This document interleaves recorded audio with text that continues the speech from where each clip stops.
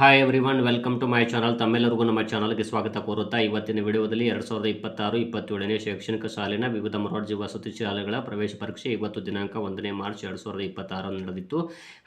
ಅದರ ಸಂಬಂಧಪಟ್ಟಂತೆ ಕೀ ಉತ್ತರಗಳನ್ನು ತಮ್ಮೊಂದಿಗೆ ಇವತ್ತು ಹಂಚಿಕೊಳ್ತಾ ಇದ್ದೀನಿ. ಈಗಾಗಲೇ 2 ವಿಷಯಗಳು ತಿಳಿಸಿಕೊಟ್ಟಿದ್ದೇನೆ. ಈಗ ನೋಡ್ಬೋದು, ನೆಕ್ಸ್ಟು ವಿಜ್ಞಾನ ವಿಷಯದು. ಈ ಕೆಳಗಿನವುಗಳಲ್ಲಿ ಯಾವುದು ದ್ರವ್ಯದ ಲಕ್ಷಣವಲ್ಲ? ಎಲ್ಲ ದ್ರವ್ಯಗಳು ಪದಾರ್ಥಗಳು ಆಕಾರವನ್ನು ಹೊಂದಿರ್ತವೆ ಅನ್ನುವಂಥದ್ದು ಇದು ಇಲ್ಲಿ 2ನೇ ಆಪ್ಷನ್ ಆನ್ಸರ್ ಆಗುತ್ತದೆ.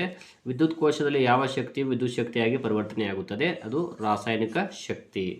ಈ ಕೆಳಗಿನ ಯಾವ ಲಕ್ಷಣಗಳು ಮಂಗಳ ಗ್ರಹಕ್ಕೆ ಸಂಬಂಧಿಸಿಲ್ಲ? ಇದು ಅನೇಕ ತೆಳುವಾದ ಉಂಗುರಗಳನ್ನು ಹೊಂದಿದೆ ಅಂತ ಹೇಳಿದಾರಲ್ಲ, ಇದು ಆನ್ಸರ್ ಆಗುತ್ತದೆ. ಇನ್ನು 64ನೇದು ನೋಡೋಣ. ಹೊಂದಿಸಿ ಬರೆಯಿರಿ ಅಂತ ಹೇಳಿದ್ದಾರೆ. ಇಲ್ಲಿ ಆಮ್ಲಜನಕ ನೋಡ್ಬೋದು 21% ಇದೆ.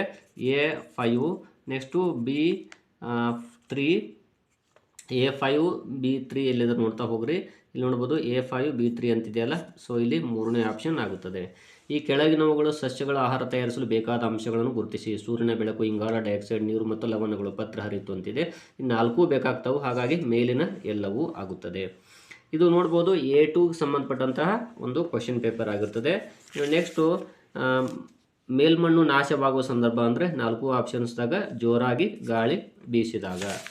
ನೆಕ್ಸ್ಟು 67ನೇ ಪ್ರಶ್ನೆ ನೋಡೋಣ. ಈ ಕೆಳಗಿನವುಗಳಲ್ಲಿ ಏಕವಾರ್ಷಿಕ ಸಸ್ಯ ಯಾವುದು ಅಂದರೆ ಹತ್ತಿ. So A option. ಸಾಗರದ ಅಲೆಗಳಿಂದ ಉತ್ಪತ್ತಿಯಾಗುವ ಶಕ್ತಿ ಭರತ ಶಕ್ತಿ.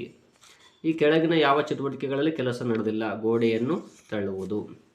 ನೀರಿನಲ್ಲಿ ಹೈಡ್ರೋಜನ್ ಮತ್ತು ಆಕ್ಸಿಜನ್ ಎಷ್ಟು? ಹೈಡ್ರೋಜನ್ ನೋಡ್ಬೋದು H2 ಅಂದರೆ H2 ಪ್ರಮಾಣ ಮತ್ತು O1 ಅಂದರೆ ಇಲ್ಲಿ 3ನೇ ಆಪ್ಷನ್.